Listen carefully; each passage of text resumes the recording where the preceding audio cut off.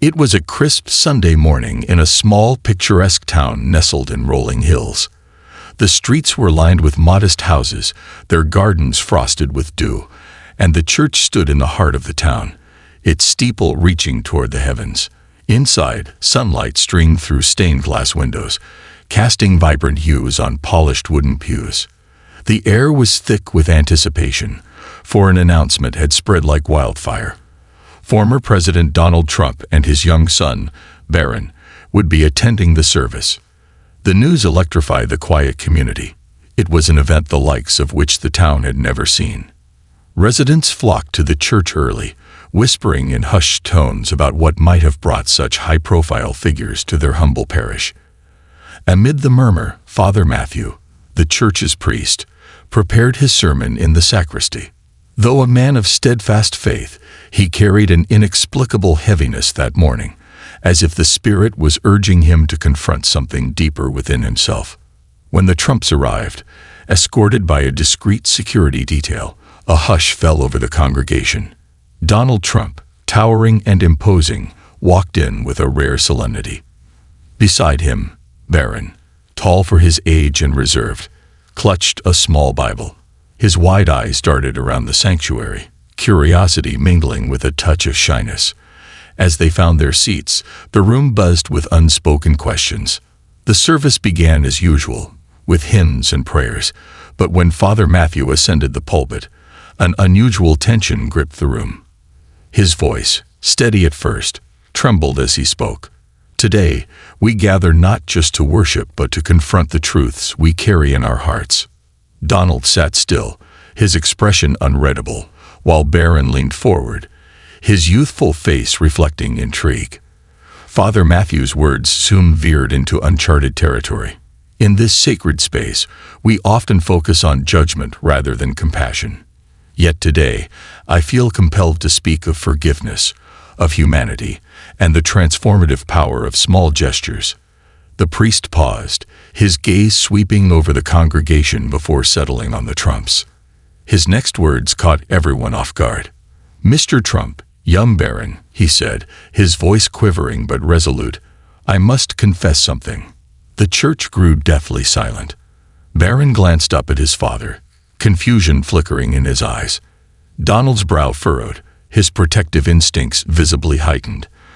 Father Matthew pressed on, his vulnerability apparent. "Years ago, I judged you harshly, not as a man of faith should. I spoke words that were unkind, words that sowed division instead of understanding." A collective gasp rippled through the pews. The priest's voice cracked as he continued. "The truth is, I did not know you. I saw only the image painted by the world, not the humanity behind it. For that, I was wrong. Today, I seek your forgiveness, not as a priest, but as a flawed human being striving to embody the love I preach." Tears glistened in the priest's eyes, and the weight of his confession hung in the air. Barron turned to his father, his young face a portrait of emotion. Donald, uncharacteristically quiet, seemed to measure his response. Finally, he stood, his towering presence commanding attention. The former president's voice, calm but resonant, broke the silence. "Father Matthew," he began, "I've been called many things in my life. Some true, some not. Rarely, though, have I seen someone admit their faults so openly." The congregation held its collective breath as he continued, his tone softening. "For years, I've been seen as larger than life, often misunderstood. But I'm just a man, a father trying to do what's right for my family and my country." He paused, looking at Barron, who reached up to squeeze his father's hand.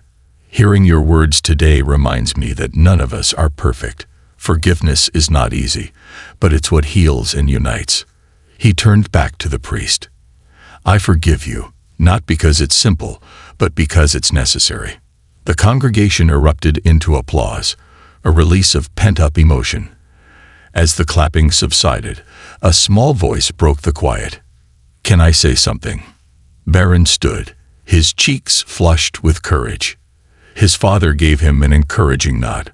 Barron's voice was soft but steady. "What you said was brave," he told Father Matthew. Sometimes people don't see who we really are, but it's nice when they try to understand. My dad tells me to be strong, but today, you showed us what strength looks like." Tears flowed freely in the audience as the boy's innocent words struck a chord. Parents hugged their children closer, and even the stoic priest wiped a tear from his cheek. When Barron sat down, his father patted his back, pride radiating from his every gesture. Just as the room began to settle, another unexpected moment unfolded. A stir at the back of the church drew all eyes. Melania Trump, poised and graceful, stepped forward from where she had been sitting discreetly. Her presence was magnetic, her beauty understated yet commanding. She walked to the front with quiet determination, her heels clicking softly against the wooden floor. When she spoke, her voice, accented but clear, carried a surprising warmth. "In my life, I've learned that true strength is not in loud words, but in acts of kindness," she said. "What happened here today reminds us all of our power to heal, forgive, and love." Her words, though few, resonated deeply. She extended her hand to Father Matthew, who, overwhelmed, took it. "Thank you for your courage," she said, sincerity in her every word. The congregation rose to its feet in a spontaneous standing ovation, their applause echoing like a hymn of unity. That morning, in a simple church in a quiet town, walls were torn down and hearts were mended. What began as an ordinary Sunday became a profound lesson in humility, forgiveness, and the enduring power of love. The ripple effect.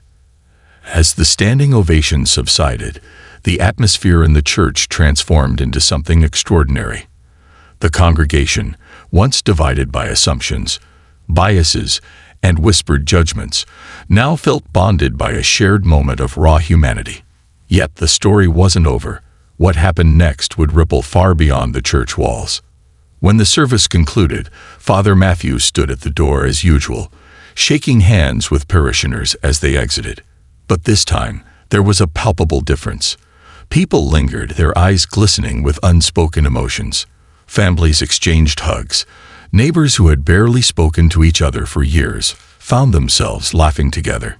It was as if the barriers that had once separated them had dissolved in the warmth of shared vulnerability.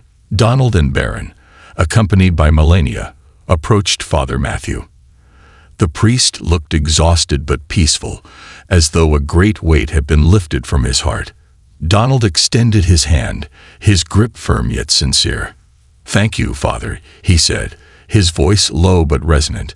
"Today, you reminded us all of something we often forget, our shared humanity."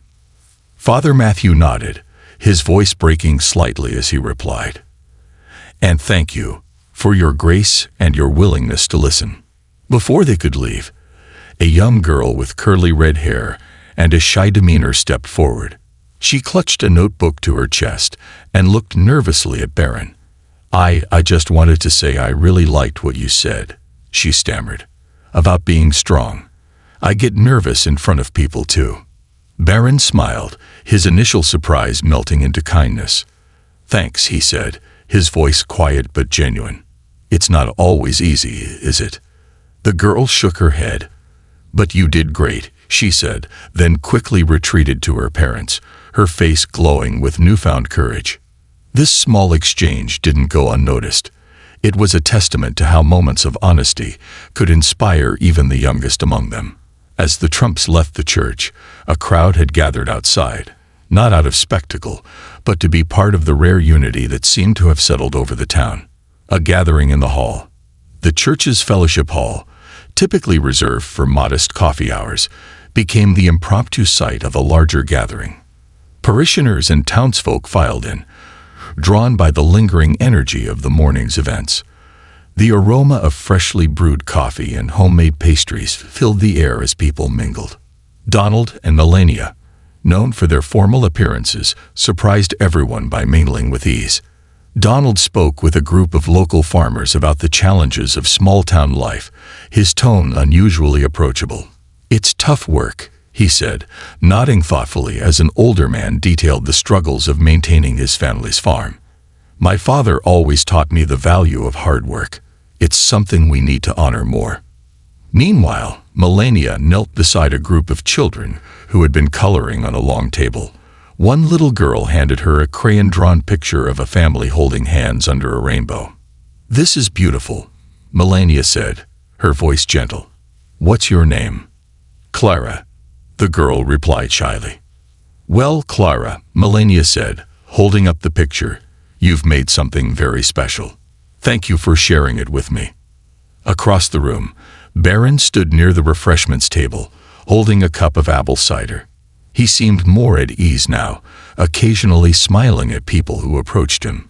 A boy about his age, wearing a soccer jersey, walked up. "Hey," the boy said. "Do you play soccer?" "Yeah," Barron replied. "I'm not great, but I like it." "Cool," the boy said. "You should come kick the ball around with us sometime." Barron's face lit up. "That'd be fun," he said. For a moment, he wasn't the son of a former president or a figure under constant scrutiny. He was just a boy making a new friend. A letter for the future. As the day unfolded, Father Matthew retreated to his office, overwhelmed by the morning's events. He sat at his desk, staring at the blank sheet of paper in front of him. There was something he felt compelled to do, though he wasn't sure how to begin. Finally, he picked up his pen and wrote, "To the future me, and to all who read this. Today, I learned a lesson I should have known all along. Humility is the path to grace, and forgiveness is the door to understanding. In confessing my own shortcomings, I found freedom, not in absolution, but in connection. I pray that this moment will not fade into memory, but will inspire lasting change." He paused, the pen hovering over the page, before adding, "And to Barron Trump, if you ever read this, thank you for your courage. Your words reminded us all that strength lies not in appearances, but in the honesty of our hearts." He folded the letter and slipped it into an envelope, labeling it for safekeeping. It was a small gesture, but one that felt significant, a way to preserve the day's transformative power. The impact spreads. In the weeks that followed, the story of what had happened in the little church spread far and wide. Social media posts shared snapshots of the Trumps sitting in the pews, Melania kneeling with the children, and Barron speaking with quiet sincerity. The narrative was refreshingly different, one of vulnerability, reconciliation, and shared humanity. Journalists descended on the town, hoping to capture the essence of what made the event so special. But the townsfolk, protective of their unique moment, offered only one consistent message. It was a reminder that we're all human. Father Matthew's sermons took on a new depth, drawing larger crowds than ever before. People from neighboring towns came to hear him speak, inspired by his willingness to embrace his own flaws. And as for Donald, Melania, and Barron, the experience seemed to linger with them as well. Barron often spoke of the little girl who shared her fears, while Melania quietly encouraged Donald to embrace more moments of genuine connection. One Sunday, months later, the Trump family returned to the church, this time without fanfare. They sat among the congregation as if they had always been part of it. When the service ended, Father Matthew found himself looking out over his flock, feeling not pride, but gratitude. For in that small town, on that fateful morning, something had shifted, not just in a church, but in hearts that carried its message far and wide. And the world, though still imperfect, felt a little closer to grace. The echoes of grace. Months turned into seasons, but the events of that extraordinary Sunday morning continued to ripple far beyond the walls of the small-town church. People spoke of it not as a spectacle, but as a turning point, a moment when vulnerability and compassion triumphed over judgment and division. The town, once unremarkable in the eyes of the world, had become a quiet symbol of what was possible when hearts truly opened. A global conversation. Word of the event had not only spread across social media, but had ignited deeper discussions in communities around the globe. News outlets, talk shows, and online forums debated the significance of what had transpired. For some, it was a story of forgiveness and humility. For others, It was a challenge to look inward and reconsider the ways they judged others. A journalist from a major network came to the town to capture the essence of the story. Her name was Clara Bennett, a seasoned reporter known for her probing questions. She interviewed Father Matthew in the warmth of the church, the sunlight streaming through the stained glass windows as he shared his thoughts. "Father," she began, "why do you think this story has resonated so deeply with people?" He paused, his hands folded on the table in front of him. "Because it's rare," he said softly, "to see someone admit their faults publicly. We live in a world where strength is often measured by how much we can hold onto our pride. But true strength comes from letting go of it." The interview aired globally, and Father Matthew's words struck a chord. In cities and villages alike, people began to see the story as more than just a unique event involving public figures. It became a call to action, a reminder that forgiveness and understanding were not signs of weakness, but of profound strength. Donald's quiet transformation. The experience had left a deep impression on Donald Trump as well. Known for his larger-than-life persona, he began to reflect more openly on the lessons he had learned that day. In interviews and speeches, he spoke of the importance of humility and the challenge of truly listening to others. One evening, during a televised interview, he was asked about the moment he forgave Father Matthew. "It wasn't an easy thing to do," he admitted, "but when someone stands in front of you, admits their faults, and asks for forgiveness, it's powerful. It reminded me that we're all just human, trying to do our best. That's a lesson I think we all need to remember." His words resonated deeply, especially with those who had often seen him as unyielding. It was as if the man behind the public image had stepped forward, revealing a vulnerability that many found relatable. Barron's journey of connection. For Barron, the experience had a transformative effect on his young life. Growing up under the scrutiny of the public eye had often left him feeling isolated, but the warmth he had received from the congregation that day opened a new door for him. Inspired by the little girl who had shared her fears with him, Barron began writing a blog about finding courage in vulnerability. His posts were simple but profound, filled with reflections on what it meant to be seen and understood.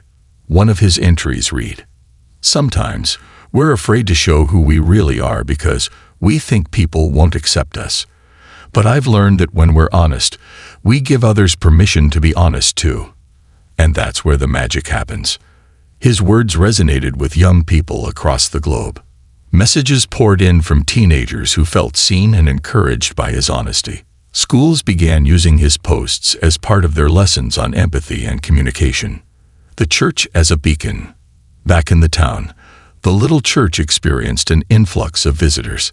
Pilgrims from far and wide came not out of curiosity, but with a sense of reverence.